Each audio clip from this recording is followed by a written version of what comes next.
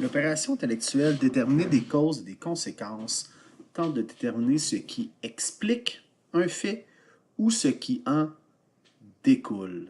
C'est une des façons de réfléchir les plus cruciales pour l'historien. Elle se base sur la séquence suivante. Donc, tout d'abord, on doit identifier un fait, c'est-à-dire une réalité historique. Parfois, le fait est indiqué dans la question.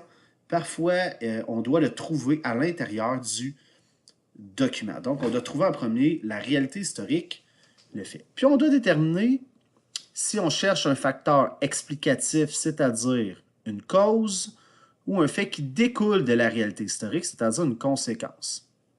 On doit donc chercher soit une cause et se poser la question pourquoi ce fait-là est arrivé, ou on va vers la conséquence et on se dit le fait est arrivé, donc arrive la conséquence. Voyons ça dans un exemple un peu plus concret. Nous avons le premier label ici qui est la cause, qu'on appelle aussi le facteur explicatif. On a ici une réalité historique. On a un fait, on a ici un document qui démontre un élève qui est fatigué en classe, la réalité historique.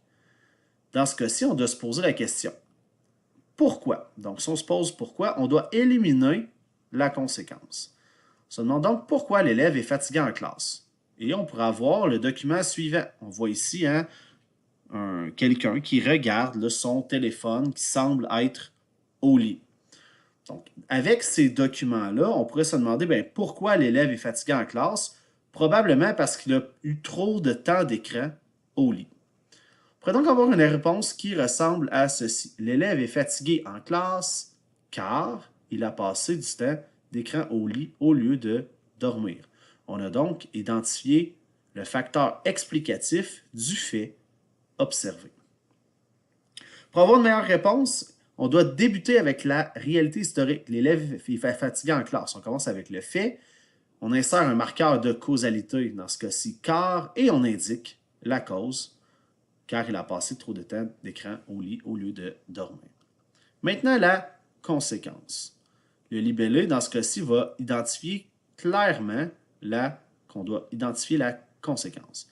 Dans ce cas-ci, la conséquence, on doit se poser, donc, on a un fait, l'élève est fatigué en classe, donc, qu'est-ce qui arrive après?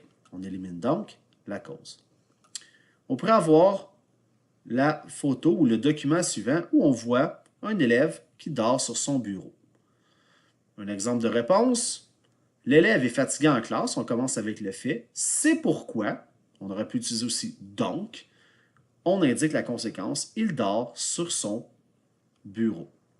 Pour avoir la meilleure réponse possible, encore une fois, on débute avec la réalité historique, on met un marqueur de causalité, c'est pourquoi, donc, alors, et on indique la conséquence, dans ce cas-ci, dort sur son bureau.